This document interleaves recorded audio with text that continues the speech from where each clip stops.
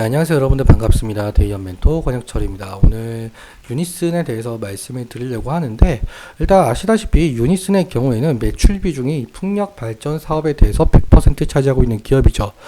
그래서 이 풍력에 대한 모멘텀을 알아보는 것이 상당히 중요한데, 이번에 이 정부에서 이 해상 풍력에 대해서 속도를 내는 것을 보이고 있거든요. 그래서 오늘 이러한 것들 좀 살펴보도록 하고요. 그리고 여러분들께서 이 유니슨에 대해서 궁금하신 점이 있다면 꼭 댓글 남겨주셔서 제가 그 댓글을 하나하나 읽어보면서 여러분들의 궁금증들 모두 풀어드리려고 하니까요. 꼭 남겨주시면 정말 감사할 것 같습니다. 그럼 바로 본론으로 들어가 보도록 할게요. 일단 앞서 말씀드렸다시피 유니슨의 경우에는 이 풍력 발전 사업에 대한 매출액이 100% 차지하고 있는 기업이죠.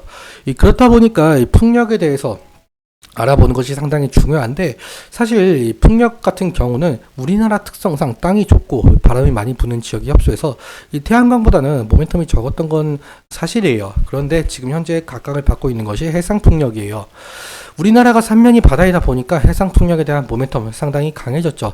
실제로 이 한국 정부에서 이 100조 원에 달하는 해상 풍력 발전 드라이브를 꾀하고 있고, 2030년까지 14기가와트 확충이 목표라고 하는데, 사실 이러한 그 정책 스탠스가 과연 실행이 될까라는 의문점 있을 수는 있었을 것 같습니다. 하지만 저번 주 목요일에 이 산업통상자원부에서 보고 자료가 나왔거든요. 보도 자료가 함께 보자면, 그러니까 정부의 부처인 산업통상자원부에서 해상풍력 보급에 새로운 이정표를 제시했다라고 한답니다.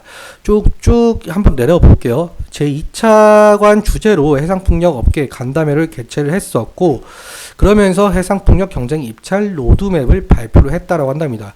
2030년까지 국내 풍력 설비 보급은 18기가와트에 이를 것으로 전망을 하고 있고, 그리고 향후 규모 있는 해상풍력 경쟁 입찰이 필요한 상황이다.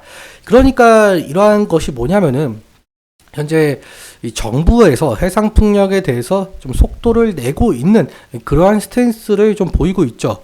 그리고 매년 4분기에 실시가 되었던 풍력 경쟁 입찰을 2분기로 앞당기면서 2024년 하반기부터 26년 상반기까지의 2년간 약 7에서 8기가와트 수준의 물량에 대해 해상풍력 입찰 공고를 추진하겠다라고 한답니다. 실제로 이 부분에 관련해서 유니슨이 입찰 공고에 참여를 하는지 안 하는지 모르겠지만, 아무튼 이러한 부분에 있어서는 제가 실질적으로 IR 담당자분께 전화를 걸어서 한번 여쭤보겠습니다.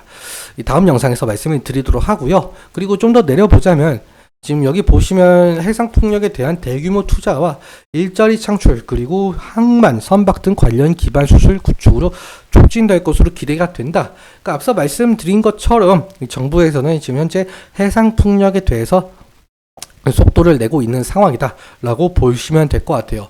그러니까 이러한 모멘텀을 가지고 유니슨 주가의 변동성이 나타날 가능성이 있다라는 겁니다.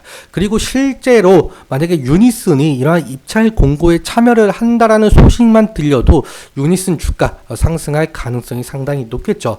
이러한 점 물 바탕으로 매출적인 상승도 나타날 가능성도 생각을 해주시면 좋을 것 같은데요. 일단 차트 보면서 또 이어서 설명을 해보도록 할 텐데, 유닛은 오늘 0.25% 상승 마감을 했어요. 거의 보합권이라고 해도 무방한 것으로 보이고 있는데, 일단 아랫꼬리와 윗꼬리 전부 달린 모습을 확인할 수가 있죠.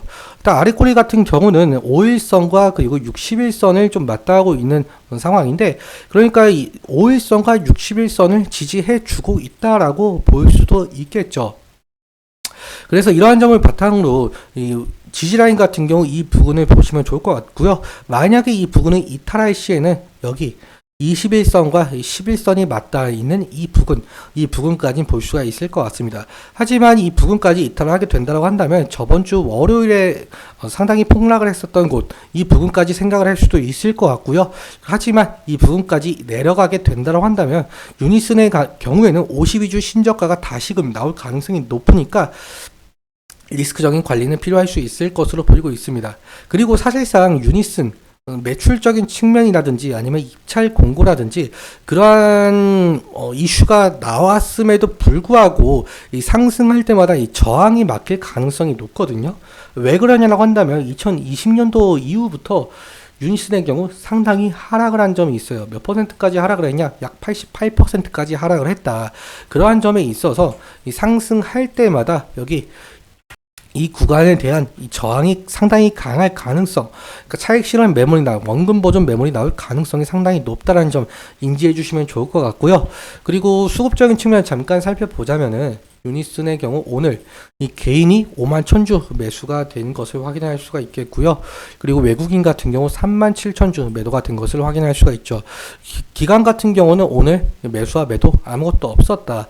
기타 법인 15,000주, 내외국인 640주 이렇게 매수가 된 것을 확인할 수 있습니다. 어제 같은 경우는 개인이 매도, 외국인 매수, 기관의 경우에는 274주, 심지어 금투에서 나왔네요. 그러니까 뭐 유의미한 거래량이죠. 아무튼 이 외국인과 기관의 매도세가 한 달 기준으로 매도세가 나오고 있다 보니까 앞으로 이 외국인과 기관에서 매수세가 나와주게 된다면 유니슨 상승할 가능성이 상당히 높겠죠. 이러한 것을 지속적으로 체크하는 것이 중요 투자 포인트 중 하나가 될 가능성이 높을 것 같습니다. 그러면 창구적인 측면에 대해서도 살펴보자면 지금 유니슨 한 달 기준으로 볼게요. 삼성 창구에서 현재까지 56만 주 정도 매수가 된 것을 확인할 수가 있겠고요. 두 번째로 대신증권 11만 9천 주, 그리고 JP모건 서울 창구에서는 오늘 매수가 들어온 모습을 확인할 수가 있네요. 2만 4천 주 매수, 그리고 800주 매도, 약 2만 3천 주 매수가 되면서 누적 순매수는 11만 주를 달성을 하고 있다. 그리고 유안타 증권 같은 경우 10만 주 누적 순매수 기록을 하고 있고요. 그리고 LS 증권 같은 경우 9만 8천 주 이렇게 기록이 되고 있네요. 아무쪼록 이 JP모건 서울 창구가 외국계 창구이다 보니까 이 JP모건 서울 창구에서 지속적으로 매수세가 들어와 주게 된다라고 한다면 결국에는 외국인이 매수하게 되는 꼴이 되는 거잖아요. 그래서 이 JP모건 서울 창구에서 매수세가 들어오는지도 지속적으로 체크하는 것이 중요 투자 포인트 중 하나가 될 가능성이 높을 것 같습니다. 오늘은 이렇게까지 말씀을 드리면서 오늘 여러분들께 말씀드렸던 내용들과 이 차트적인 부분들에 대해서는 제 개인적인 견해가 상당히 있기 때문에 여러분들의 주관적인 견해와 함께 투자를 하여 현명한 선택하셨으면 좋겠고요. 그리고 여러분들께서 이 유니슨 궁금하신 점이 있다면 꼭 댓글 남겨주시길 바랍니다. 오늘도 시청해주셔서 감사하고 지금까지 대의원 멘토 권혁철이었습니다. 감사합니다.